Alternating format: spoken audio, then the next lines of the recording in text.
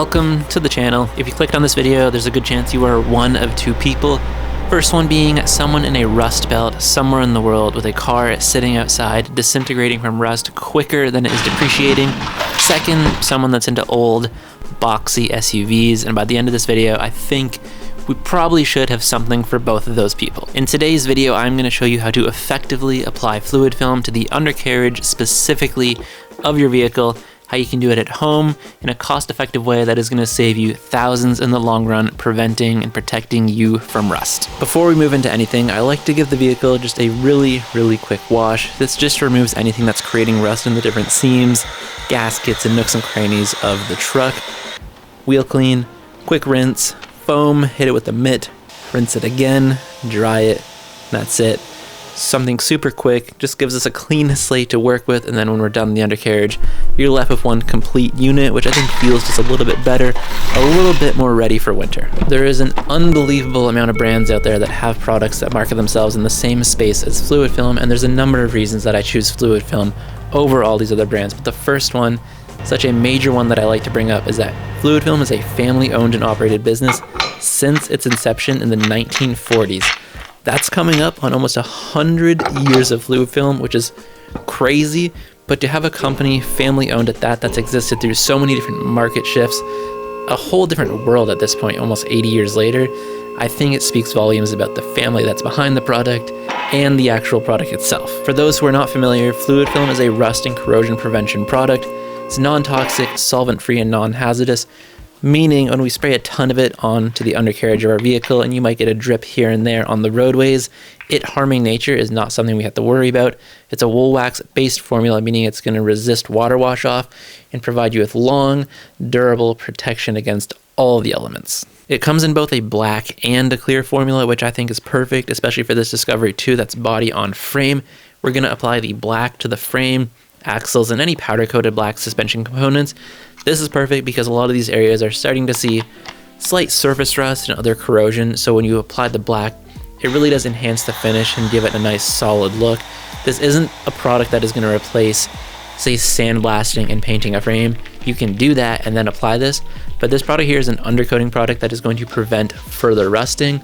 So on top of the black on the frame, we're going to take the clear product, apply it to the underbody of the actual vehicle, and then in any areas that aren't typically powder coated from the factory. Before we can actually apply the product to the undercarriage, we need to clean it up just a little bit. So what you saw me putting in the foam can was super clean degreaser, undiluted, no water, just straight up, and then applying it to the undercarriage in smaller sections so I have a little bit more working time.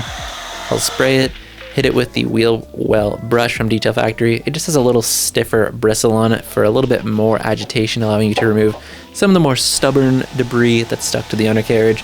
And then I'll rinse it and move on to different parts of the car, typically working front to back, back to front. It doesn't really matter. But this is one of the reasons I really do think doing this at home, in your own driveway, in your own garage, is so much more beneficial.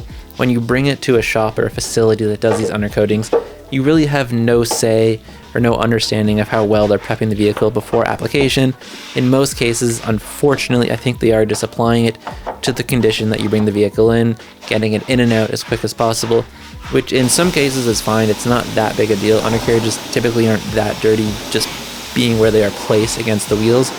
But like all prep, the more you prep, the better the result's going to be. So I like to do a pretty thorough undercarriage clean, to the point where I see the exposed powder coating on the frame. You can see the undercarriage, there isn't a thick layer of dust and debris stuck to it. It's all exposed, so when I apply the fluid film, it's directly on the substrate and it's going to work as good as it can. There's nothing standing between the actual metal, paint, and it. It's just straight on in the most effective way possible. If you do have significant rust on the undercarriage components of your car, I've had other videos on this in the past, removing that rust, applying a paint like Pour 15 or something that you like, and then applying the fluid film over that. That is going to be best case scenario, but you absolutely can apply fluid film over rust, and it's going to embed itself, preventing that rust from spreading and growing on your vehicle. Now, I couldn't make this video for DIYers without acknowledging that I absolutely do have a lift, and if you are doing this at home, you're probably doing it in your driveway, or best case on jack stands. However, there are some really nice tools available for you to be able to clean your undercarriage pretty seamlessly, just straight up in your driveway with those sprayers that shoot upwards. I've used them in the past when detailing clients' cars and they work fantastic. So if you have access to one of those or can get one of those, I would definitely recommend that. I'll leave a couple linked in the description, a couple that I've tried and do like, but just here acknowledging the lift makes it a whole lot easier.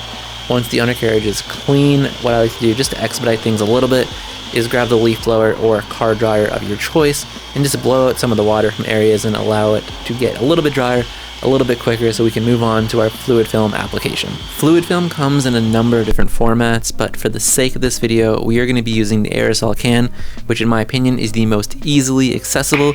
You guys can find these things everywhere and they're super simple. Pop the cap, put in the stem, and you're ready to go on any occasion. You can also get it in bulk form. Fluid film also has their own sprayers that you can connect to compressed air. We're going to go over that in a different video, but for the first one being dedicated to fluid film, I really wanted to show it in its easiest, most sincere way possible, which I think is the aerosol can. The actual application of the fluid film is very similar to the prep. The more work you're willing to put in, the better result you're going to get every single time. You may end up using just a little bit more product, but I can assure you it's absolutely going to be worth it.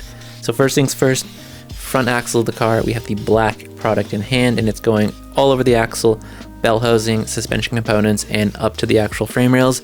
Luckily on this Discovery 2, there are holes in the frame rails about every 2 to 3 inches, meaning it gives you a lot easier access to spray the fluid film deep into the holes on the frame, making sure to spray all 360 directions so it goes everywhere. Doing this on every hole, ensuring a full proper coating on the interior. This is probably the most important part over the actual exterior. Of course, it's hard to share because you can't put a camera inside a frame. Some people can, I can't. But making sure you get every little inch of the interior of the frame is super critical to ensuring the longevity of a solid frame vehicle like this.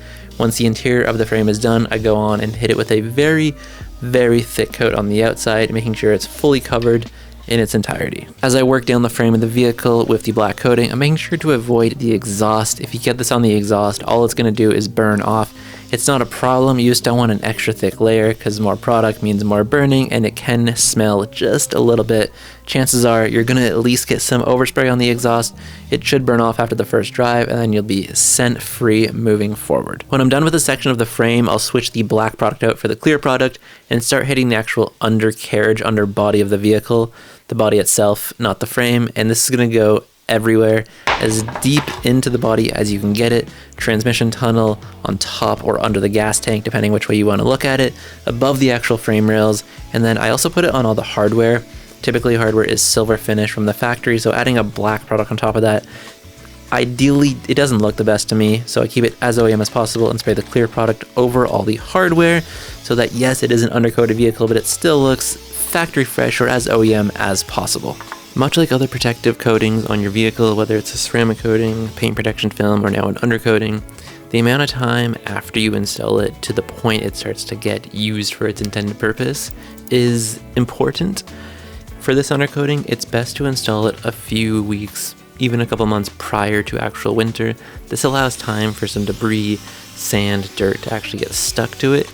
And unlike in the detailing realm where you don't want dirt on your vehicle, when dirt is stuck to the undercoating, it actually acts as another protective layer, giving you even more protection from the road salt and the brine that's going to be on the roadways all winter long. And as well, like those detailing products, these are not one-stop solutions. It's not apply it once and it's fixed forever. These are maintenance products and they need to be upkept. So every year before winter, this product needs to get reapplied in order to have the best result possible. And in doing so, much like a coating, PPF, the health of it will extend and you'll get the best result possible every single time. I'm going to leave a link in the description below if you guys want to read up more on the product.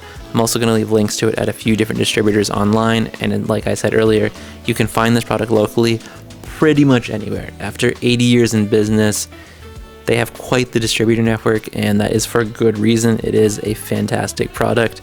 If you made it this far in the video, thank you for watching. That was the installation of the aerosol version of fluid film. Next up, we're going to do it via air compressor, via their specific gun, and I'm going to show you how we can use this in more so the realm of automotive restoration and taking that restoration and turning it into preservation long term. But for now, this is what the undercarriage of the Discovery 2 looks like. Personally, I think this looks fantastic for it being an undercoating product. Like I mentioned, this isn't painting axles, this isn't painting frames, this is putting a product on that is going to help save this vehicle from further corrosion, further rust during winter, and to look this good in the process, I'd say that's pretty special. So thank you guys for watching. I will catch you next time. I'll roll this B-roll outro.